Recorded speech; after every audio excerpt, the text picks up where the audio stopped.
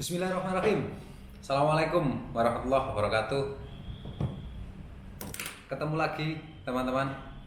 Selamat sore. Nah, di video kali ini kita tidak bisa ke lapangan ya, karena ya di samping lagi PPKM dan juga banyak galangan di minggu-minggu ini itu berhenti beroperasi.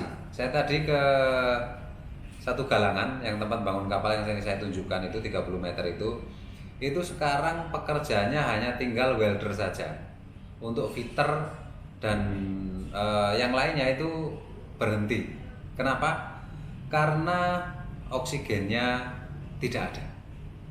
Jadi untuk motong plat itu kan perlu LPG dan oksigen ya. Nah, makanya mereka sekarang di Kota Pontianak ini lagi PPKM dan juga kebutuhan oksigen sangat tinggi untuk kesehatan. Makanya untuk industri dibatasi. Saya rasa bukan dibatasi ya, karena sama sekali tidak ada. Mungkin di sementara ditiadakan, lebih diutamakan untuk kesehatan. Nah, jadi tadi ada beberapa galangan yang beberapa galangan kemarin ada nelpon juga nanya apakah persediaan LPG di tempat kami aman.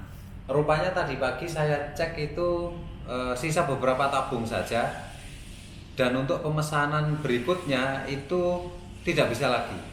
Jadi hari ini kami melakukan pemesanan itu tidak dilayani, dan ada pilihan sih, bisa tapi harus menggunakan surat jalan, yang mana surat jalan itu isinya bukan ke galangan tapi ke rumah sakit. Saya bilang tidak boleh. Kalau memang terpaksa diutamakan untuk pasien COVID, utamakan saja seperti itu. Dan dampaknya yaitu ada banyak galangan yang pekerjaannya itu hanya welder saja. Oke, di video kali ini saya akan sedikit menjawab pertanyaan teman-teman ya, karena kemarin ada beberapa komentar yang cukup menarik yang perlu saya tanggapi nampaknya. Ini ada yang pertama itu dari Mas 7 Muharram ya, nggak tahu siapa nama channel YouTube-nya, kayaknya nama YouTube-nya kayaknya 7 Muharram atau nama akun YouTube-nya. Nah, pertanyaan beliau, Assalamualaikum, saya penggemar channel Anda, bisa minta kirim SPT yang kemarin Pak, analisa dan RAP untuk Desa Soreang, maksudnya seperti gitu. Jadi sebelumnya kan saya ada kirim RAP ya, RAP untuk sebuah takbut, karena kemarin saya habis ngupload sebuah tongkang yang saya tunjukkan engine roomnya itu ya. Nah, nanti mungkin di video berikutnya akan saya tunjukkan di bagian decknya perlengkapannya apa saja.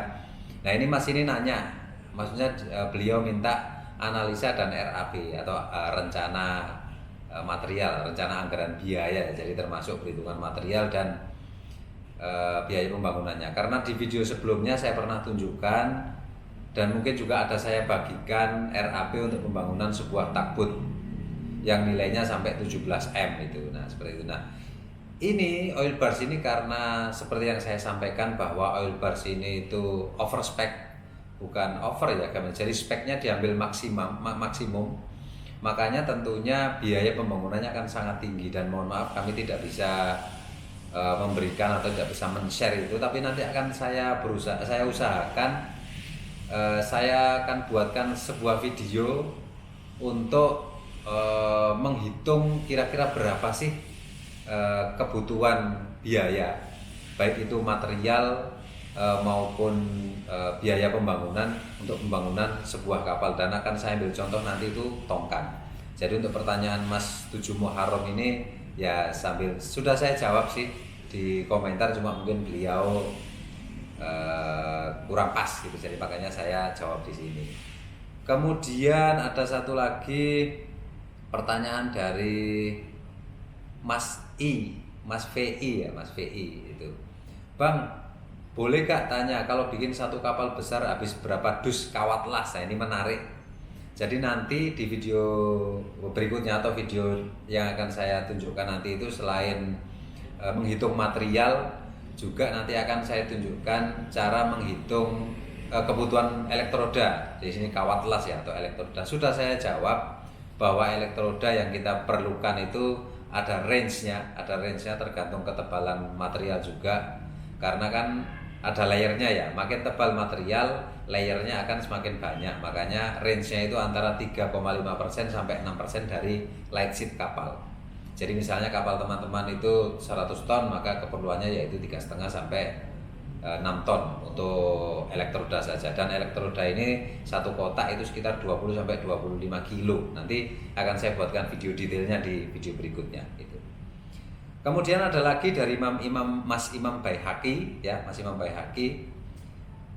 Nanti pertanyaan berikutnya nanti akan saya bacakan lagi dari Mas Imam Baihaqi. Kita hari ini sambil kita bicara mengenai beberapa pertanyaan ini, sekali lagi terima kasih untuk para subscriber Taman Sip DC dan viewer ya, karena berkat view panjenengan dan juga para subscriber yang selalu mendukung channel kami. Mudah-mudahan next video berikutnya kualitas suara dan kualitas gambarnya lebih bagus.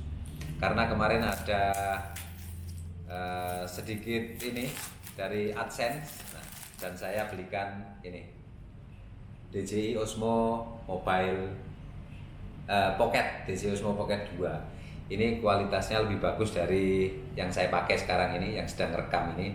Jadi ini ada wireless mikrofon. Jadi ketika saya sangat jauh atau cukup jauh ya, itu suara saya masih terdengar. Atau misalnya seperti di contoh video-video sebelumnya, itu ketika saya sambil ngerekam dan saya noleh ini suaranya sudah hilang atau mengecil. Nanti menggunakan ini insya Allah suaranya akan tetap stabil ya. Jadi teman-teman bisa lebih bisa ini mendengar apa yang saya sampaikan, dan mudah-mudahan bermanfaat bagi teman-teman. Nah ini kita buka ya, jadi isinya ini baru sampai, kita buka. Bismillah. Nah ini sama saja dengan yang saya pakai, cuma ini yaitu tadi kelebihannya ada wireless mikrofonnya. Nah ini tidak ada itu ya, saya tidak usah tunjukkan ini detail ya, saya hanya tunjukkan sekilas saja karena saya bukan khusus unboxing ini, tapi saya lebih fokus ke menjawab pertanyaan teman-teman tadi.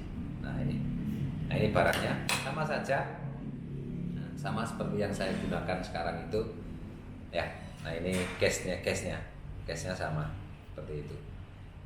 Selain ada ini, nanti coba ada ini lagi. Apalagi ini ada buku, coba saya keluarkan semua ya. Oh ini perlengkapannya ada di sini. Nah ini, jadi di sini ada tripod ya, ada tripodnya seperti ini. Nah ada tripodnya, dan ini bisa didudukkan, tapi dia menggunakan sambungan, dia ada adapternya lagi. Nah ini ada satu buah adapter lagi. Ini saya tunjukkan ke teman-teman yaitu karena insya Allah nanti suaranya akan dan kualitas videonya katanya juga lebih bagus. Sorry, ini dibuka dulu kayaknya. Nah, nanti kita itu. Yang jelas ada ini, dan ada ini satu lagi wireless mikrofonnya. Ini nanti kualitas suara, bukan kualitas suara ya. Jadi ketika kita ada agak jauh, saya perlu menunjukkan sesuatu barang di kapal itu yang perlu teman-teman ketahui, nanti insya Allah suaranya akan lebih jelas, dan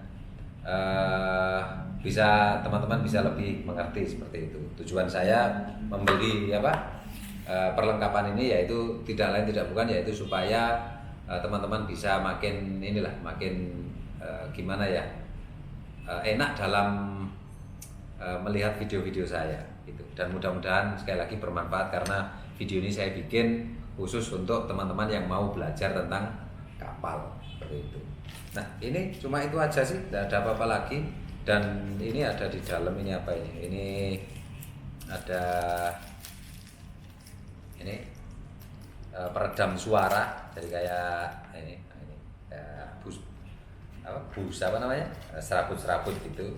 Kemudian ini untuk koneksi ke HP, karena dari rekaman dari sini itu kita perlu masukkan ke handphone untuk.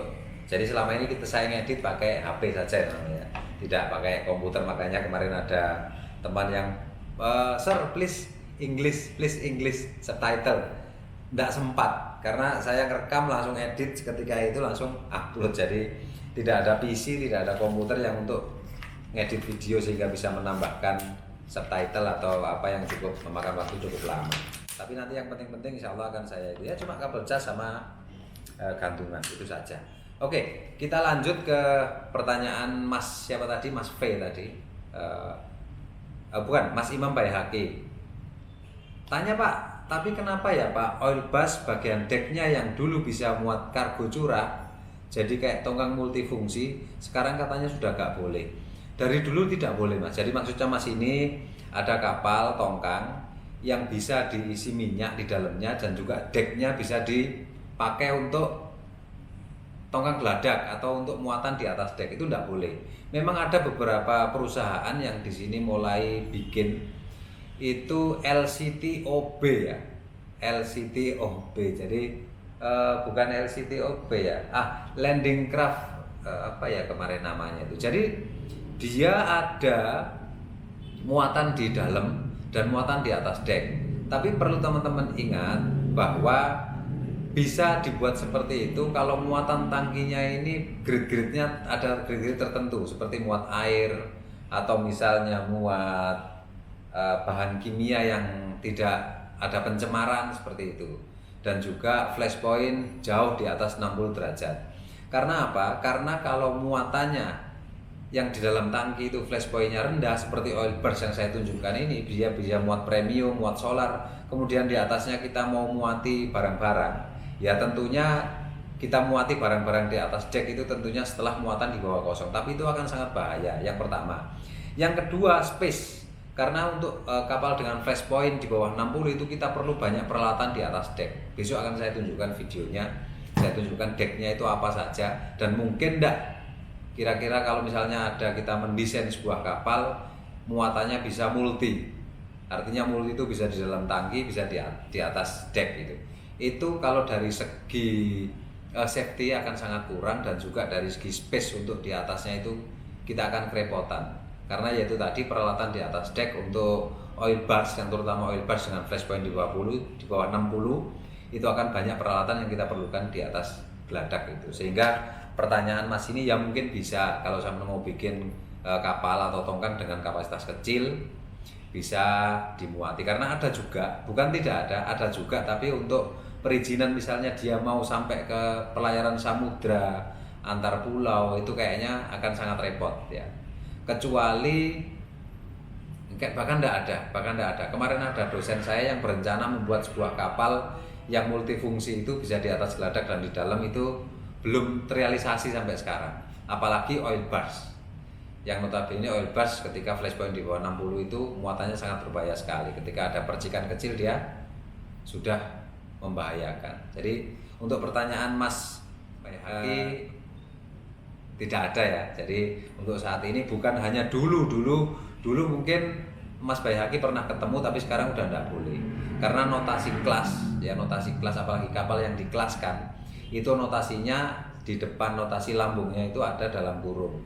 Jadi misalnya namanya A100 IP tanda kutip dia jenis misalnya oil burst, deck burst seperti itu. Jadi tidak ada deck OB atau deck oil burst ya, macam-macam lah yang tujuannya muatannya di atas deck dan di bawah deck, itu tidak ada. Oke ya. Oke, itu saja video kali ini untuk menjawab beberapa pertanyaan dari teman-teman. Mudah-mudahan terjawab ya, karena saya kalau jawab di kolom komentar saja kayaknya kurang puas. Nah, tapi ini juga menjadi alasan karena hari ini banyak galangan atau banyak tempat membangun kapal itu sedang lockdown, artinya berhenti sementara karena kebutuhan oksigennya tidak tercukupi. Oke, itu saja. Terima kasih sekali lagi teman-teman sudah menonton video kami Taman Sip DC selama ini, dan terima kasih atas dukungannya baik itu like maupun dislike. Saya dislike juga oke aja, terserah. Yang penting saya niatnya berbagi ilmu ke teman-teman semuanya, dan teman-teman kalau terima ya alhamdulillah. Oke, terima kasih. Assalamualaikum warahmatullahi wabarakatuh.